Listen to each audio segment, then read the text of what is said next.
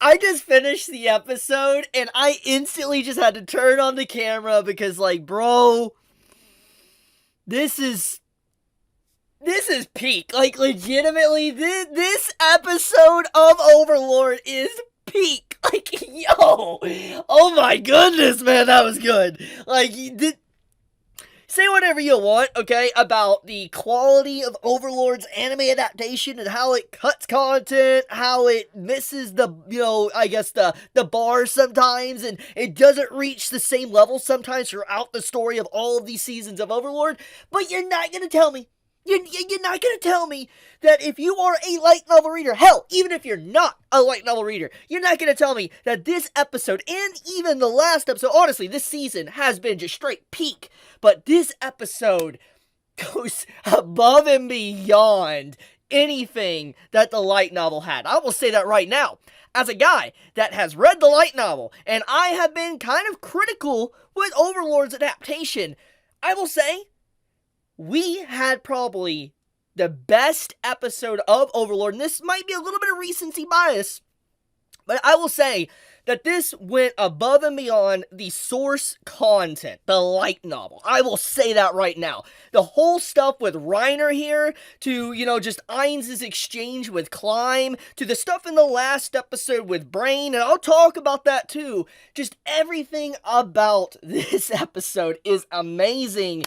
Holy crap, if you have not watched this episode of Overlord, or hell, if you haven't even watched Overlord, seriously, you should watch it. It's so good. It's so good. And what makes this episode so amazing is the fact that it's the end of a journey. And what I mean by that is, I'm not talking about the fact that this is the finale of the Overlord season. Like, we're gonna have to wait until the movie for the Holy Kingdom comes out. I'm not talking about that. What I'm talking about is that this episode represents the build-up for the Fallen Kingdom, like the kingdom to fall.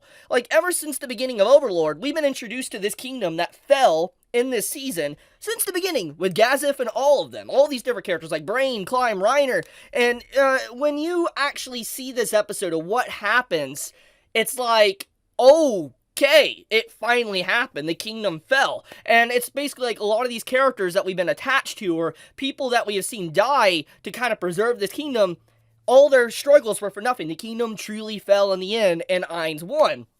Just everything about it, it's an incredible conclusion. And so, let's talk about the elephant in the room, or what's on the screen right now. Renner.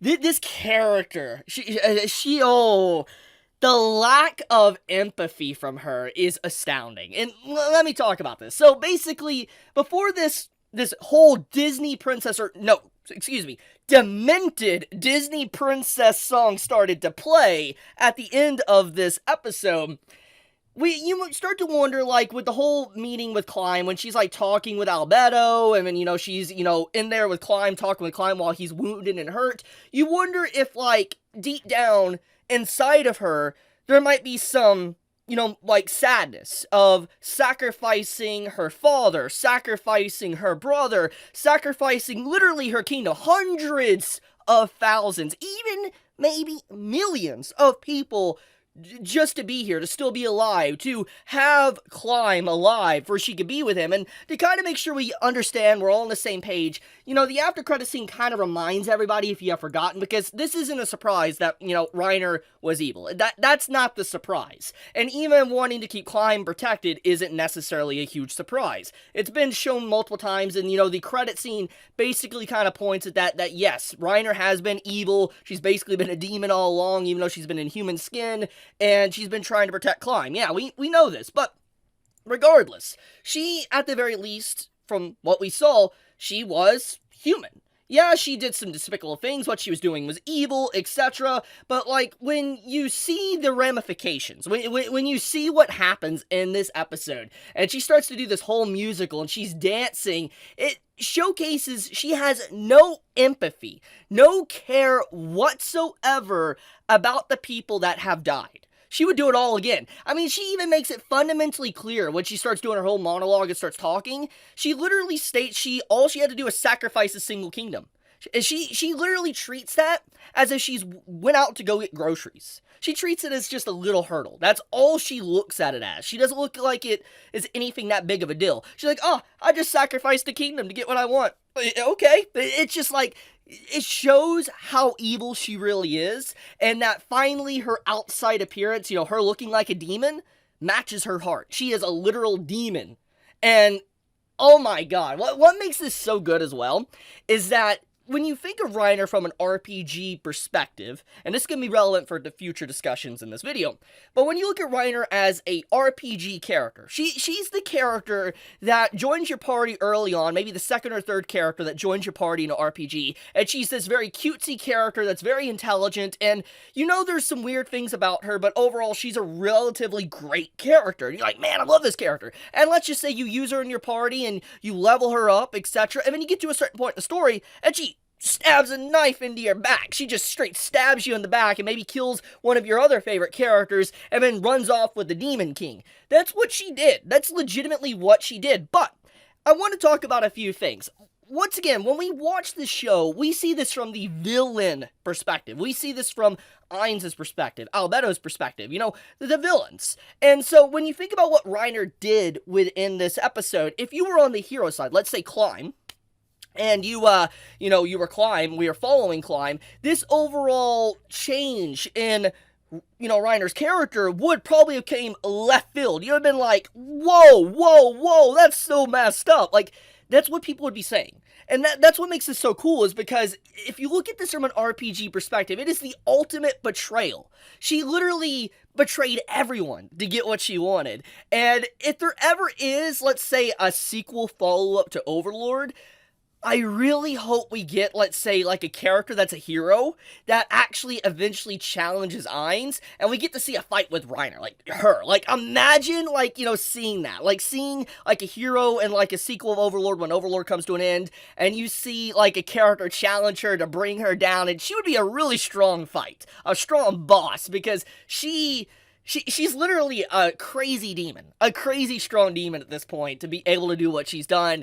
Holy crap. Just, I love this entire sequence of events, and it's so perfectly orchestrated in this episode to show just, like, how sad it is how many people have died, and it was basically, they were just in the palm of this woman's hands, just doing all this evil stuff behind the scenes, like Brain's sacrifice in the last episode. And I guess let's talk about that, since I'm already on the subject of people dying. Seeing Brain die in the last episode of Overlord was truly heartbreaking for a few reasons. I mean, he's a character we've been around for a very long time. We've known him since, like, Season 1, Season 2, somewhere around in there. We've known him for a while, and seeing him die is obviously a long-standing character. And what makes it more emotional is he's someone that's kind of tried to face against entities of Nazarick. He's faced Shaltir and was actually able to live and tell the tale. And even though we know that he lived, he realized the difference between his strength and Shaltir's. And he was someone that was just so consumed by fear, he broke down. And to see him stand up to Kyokutis at the end of the last episode is very big for his character, to show that he doesn't have that same fear, even though he knows there is a difference in strength, and he stood there to honor his dead, deceased friend Gazif, even in his, he says he wasn't in his own way, and he tried to protect the kingdom. And what makes that scene in the last episode so good is because Kyokutis respects Brain's overall motivation, and even though Brain went down relatively easy, he doesn't walk over his corpse. He walks around, and he honors the burial site of Brain, and he doesn't allow the area where Brain is at to be solid or frozen over by Kyokutis. Basically, Brain protected a small part of the kingdom. Even though it's small, he did protect the kingdom. And I really love that sequence of events. I think, once again, that was better than the light novel. I think that was perfectly done and showcasing just the honor between the two, and how Kyokutis really respected Brain in the end, but also how far Brain came along since his introduction when he first faced Shaltir. So just like, there's been a lot of back-to-back good scenes, and it's sad a character like that, like Brain died, just for this woman here to lack all sorts of empathy to get with someone like Climb, and then just turn him basically into a puppy, basically like a pet or something. It's messed up. It's legitimately messed up when you think about everything and how dark this sequence of events are and all the characters that have died just for her to be standing here. Now, let's back up and let's talk about a few things. So, one thing I really love about this episode is this scene with Climb where he is having to fight Ainz. And I think that what makes this scene so good is that, you know, Ainz makes a really good statement. He says, like, if this was a normal, typical cliche story, you know, the hero would come in and the hero would, you know, stop Ainz, kill Ainz, and be done with him. The Demon King would fall. It's a cliche that you see in games, it's a cliche you see in manga, it's a cliche you see in all sorts of literature that is affiliated with this type of storytelling. And that's what I think is so good about this, is because I feel like this isn't that story, and Ainz paints that perfectly clear. It's like, this isn't a story to where the heroes win, where a magical power-up happens, Climb gains the strength to be able to bring down the Overlord Ainz. That's not gonna happen, and I think that's what makes this so good. This sequence is so great and engaging, because the villains win, and it makes you sad, too, because once again, we gotta look at this from the perspective of Climb, okay? And I want to make sure we key in on this, because we've been following Ainz's group, Demi, and all of them. We've been following them, so we know what they're doing or why they're doing this, etc. But we gotta look at this from Climb's perspective, okay? And try to figure this out for ourselves. This is a man that was saved by Renner, the princess. All he has left now in this world, while he's standing before literally the Demon King himself, is the princess behind him. He's bleeding out, he is literally dying, and he has potentially the only weapon that can actually stand before Ainz and bring him down. And then he has a ring gifted by the fallen hero that died early in the story, Gazif, that could allow him to exceed his limits. So when you look at all these little things, he is backed up against the wall. He is that hero in that story, fighting desperately for his life to bring down the big bad and, you know, save the princess, save the kingdom, what's left of the kingdom at the very least. But that doesn't happen. He dies. And I think that is such an interesting part of storytelling for this show, because we see a different outcome. It subverts its cliches. And once again, this makes me incredibly interested into one day seeing the writer of Overlord writing a sequel series, maybe 100 years, 1,000 years later, where you see a hero rise up, maybe not even a descendant of Climb or these people or whatever, but just a hero rises up to challenge Ainz's group, to challenge Nazarick and all the people that have done this evil stuff to be where they're at. I would love to see a hero face them and actually see them brought down on their knees. Think about how interesting it would be after everything we've seen Ainz do, everything we've seen these characters do, seeing a hero rise up to try to challenge them.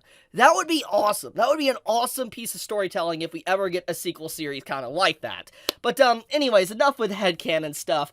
I just want to say another thing that's really cool about this episode is I like how we just get to see, like, Aura. She goes around trying to, like, collect, like, magical items, and she just quickly dispatches the people and all that just to get anything she can to kind of just raid the magical items before the kingdom is completely obliterated and destroyed at the end of the episode. And I also like the the added touch here where you see Ainz sitting on the rubble of the kingdom itself, and, like, the crown of the king is literally on top, just, like, on top of rubble, showing that the entirety of the kingdom is just demolished. It's a very dark episode. This is a great and dark episode of Overlord, and I think perfectly captures why we like this series in the first place. I think that's exactly the best way to kind of summarize it. So, I guess that's it for now. I mean, Overlord's been incredible. This is an absolutely incredible episode. We get a lot of nice little conclusions. I mean, this dark moment here is messed up. I mean, it is just like, whoa, what an episode, man. What an episode of Overlord. I mean, like I said, this dancing sequence is just incredible, too. I'm gonna miss it. I'm gonna miss Overlord, but thankfully we got a movie coming. We're gonna have to wait a little bit for it, obviously, but I'm glad to see there's a movie coming. And I would say that, when we ever get a season 5 of Overlord, that might be the finale. That might be the final season of Overlord, because the light novels are approaching its conclusion. So that is food for thought. But I guess I leave it at that. Thank you so much for watching, and thank you everybody that has been tuning in to these Overlord videos. I have been absolutely enjoying talking and watching this, talking about the series and watching this series, and hopefully you all enjoyed it just as much as I did. But with that, be safe everybody, stay healthy, Chibi out.